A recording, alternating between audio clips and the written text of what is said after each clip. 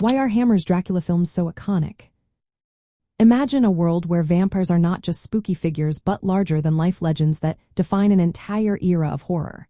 That's exactly what Hammer films achieved with their Dracula movies. These films changed how we see vampire stories forever.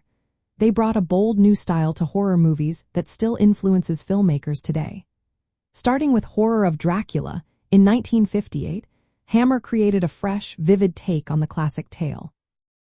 They used bright, rich colors that made the blood and shadows pop on screen, making the horror feel more intense and real.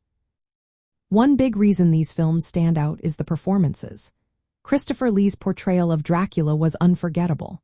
He was tall, imposing, and had a voice that could chill or charm. His presence made Dracula both terrifying and magnetic. Peter Cushing as Van Helsing was equally important. He played a smart, determined vampire hunter who was ready to fight evil no matter what. Their chemistry made every scene exciting and kept viewers hooked. Hammer's Dracula movies also pushed boundaries. They showed more violence and sexuality than earlier horror films. This raw energy made the movies feel dangerous and exciting. The Gothic settings, like dark castles and eerie landscapes, added to the mood of dread. The lighting and costumes created a haunting atmosphere that made each film special. The stories focused on the conflict between Dracula and Van Helsing's family.